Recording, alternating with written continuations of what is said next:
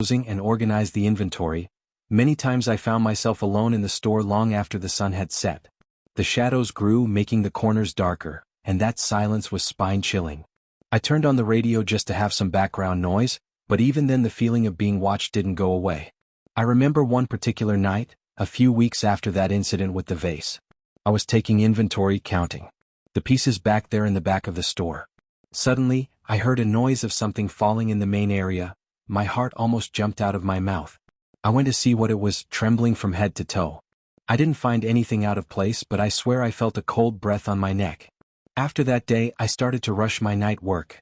I did everything as quickly as possible so I wouldn't be alone in the store after dark, but it didn't always work. Sometimes the orders piled up or I had to resolve some urgent paperwork in those moments when I felt like the walls of the store were closing in around me. The worst part is that I couldn't tell anyone who would believe me. Elena would think I was going crazy and the other employees would laugh at me. So I swallowed my fear and moved on, but every night alone in the store was a test of my sanity. I just didn't know that things were about to get much, much worse. It was a sunny Wednesday when I met Javier. He was a young craftsman, maybe around 25 years old, with an incredible talent for ceramics. I remember the day he walked into the store carrying a box full of breathtaking pieces. Her eyes shone with pride as she showed me each vase, each plate, each figure. And rightly so, his work was exceptional. Javier soon became one of our most reliable suppliers. Always punctual, always responsible. I loved our bi-weekly meetings.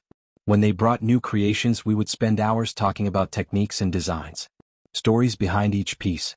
It was refreshing to see someone so young, so passionate about tradition, but everything changed that autumn afternoon. Javier arrived at the store as usual, but something was different. His eyes, normally lively and cheerful, seemed dull, distant.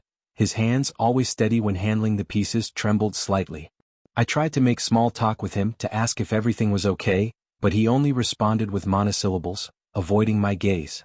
While they unpacked the new pieces, I noticed that Javier seemed distracted, staying late. Elena trusted me to do the cash register closing and organize the inventory. Many times I found myself alone in the store long after the sun had set. The shadows grew, making the corners darker, and that silence was spine-chilling. I turned on the radio just to have some background noise, but even then the feeling of being watched didn't go away. I remember one particular night, a few weeks after that incident with the vase. I was taking inventory, counting. He tried working with clay and ended up having panic attacks. She talks about voices. Carmen whispered, Maria looking around as if she feared being overheard. She says they come from the pieces, that they whisper horrible things when no one else is around. I felt my heart tighten with every word. The Javier I knew, full of life and creativity, seemed to have been replaced by someone tormented by fears I couldn't understand, and the worst part was that deep down I felt that somehow this was connected to the strange things that were coming. Late one night at the shop, I received a call from Javier. His voice was trembling, almost inaudible. Carmen, you have to destroy all my pieces, he pleaded. They are not what they seem. There's something in them, something evil. I tried to calm him down, to tell him it was just his imagination, but Javier insisted. You don't understand, he shouted, startling me. They're alive, Carmen, and they're hungry. The call cut off after that, leaving me with a chill down my spine and 1,000 questions in my head. I looked at the shelves in the shop, at the beautiful pieces Javier had created, and for the first time I was afraid of them.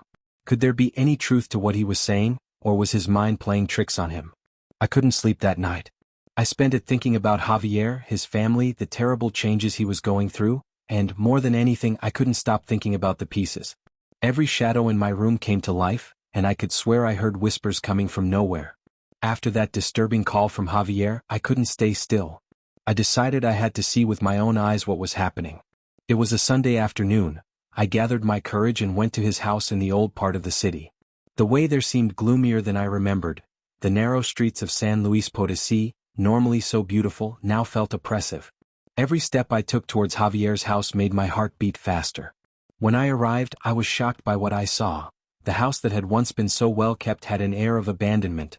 The garden that Maria had always kept immaculate was full of weeds. Bad weeds. The curtains were all drawn, as if the family wanted to hide from the outside world. I knocked on the door, my hand trembling slightly.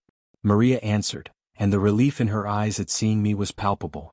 Carmen, she whispered, I'm so glad you came. She quickly pulled me inside, looking over her shoulder as if she were afraid someone would see us. The inside of the house was even worse. There was a strange smell in the air, a mixture of mold and something I couldn't identify.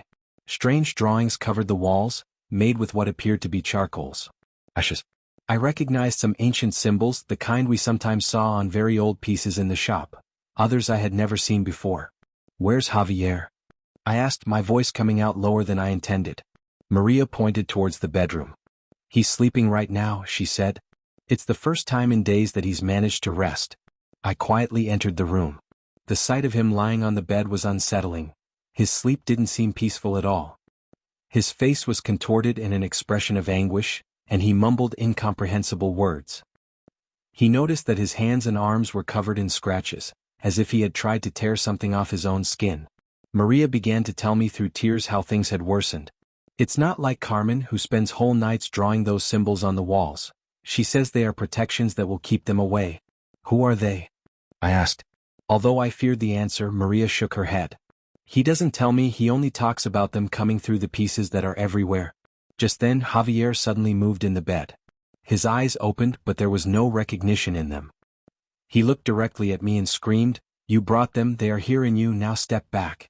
Frightened, Maria rushed to calm Javier, but he kept screaming, pointing a trembling finger at me. "Carmen, destroy the pieces before it's too late." I ran out of the room, my heart beating so hard I thought it would explode.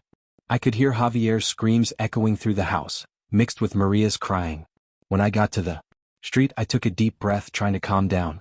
I returned home that night with more questions than answers. The image of Javier so changed and sitting up wouldn't leave my head, and his words resonated in my ears. "Destroy the pieces?" I looked at my own hands, remembering all the times I had touched Javier's creations. Could there be something in them, something I couldn't see, but that was there waiting? In the days following my visit to Javier's house, the shop seemed to have changed. It wasn't anything I could point to with certainty, but there was a different atmosphere, as if the air were heavier, charged with an energy I couldn't name. One night, late, I was closing up when I heard a noise coming from the back of the shop. At first I thought it was just the old wood creaking as it always did, but then the noise repeated louder. This time it was as if someone were walking around there, moving things on the shelves. My heart raced. I grabbed the first thing I saw, a heavy ceramic vase, and went to investigate. With each step I took towards the back, the sound became clearer. It wasn't just footsteps. I could hear whispers, as if several people were talking softly. When I reached the back door, I took a deep breath and turned on the light. The room was empty, there was no one there, no sign that anyone had entered, but the shelves. I swear I saw some of the pieces move, as if they had just returned to their places. I ran out of there, locked the shop, and went home. I didn't sleep a wink that. I spent the whole night replaying the scene in my head, trying to find a rational explanation, but I couldn't get Javier's words out of my mind about the pieces being alive. The next day, I arrived at the shop early, determined to find out what was happening. That's when I noticed something strange on the security cameras. The night watchman, Don Rodrigo, a man who had worked with us for years, was acting strangely in the previous night's recording. In the footage, I saw Don Rodrigo doing his usual rounds when he suddenly stopped in the middle of the shop as if he had heard something. He stood there for several minutes, staring intently at a point out of the camera's view. Then he slowly began to move towards the back of the shop, exactly where I had heard the noises. I rushed to talk to Don Rodrigo, but he had already left. I called his house and his daughter answered. "Dad is sick," she said with a worried voice. "He came home last night trembling, saying nonsense about voices and shadows in the shop." My blood ran cold. First Javier, now Don Rodrigo. What was going on? I spent the whole day uneasy, jumping at every noise, looking over my shoulder all the time. Javier's pieces, which had once brought me so much joy, now seemed to watch me with a sinister intent. At night, when I was about to close the shop, it happened. I was arranging some pieces in the display case when I saw a shadow moving behind me in the reflection of the glass. It wasn't my shadow or that of any object in the shop. It was something big, dark, and alive. I turned around quickly, my heart almost jumping out of my chest. For an instant, I swear I saw a huge figure made of shadows moving between the shelves, but when I blinked, it had disappeared. I ran out of the shop, barely remembering to lock the door. In the street, the city lights seemed distant and cold. I looked back at the display case and for a second, I thought I saw faces in the ceramic pieces watching me with empty eyes and cruel smiles that night lying in my bed. Unable to sleep, I made a decision. Javier's words resonated in my mind. Destroy the pieces. Maybe he was right, maybe it was the only way to stop whatever was happening. The next morning I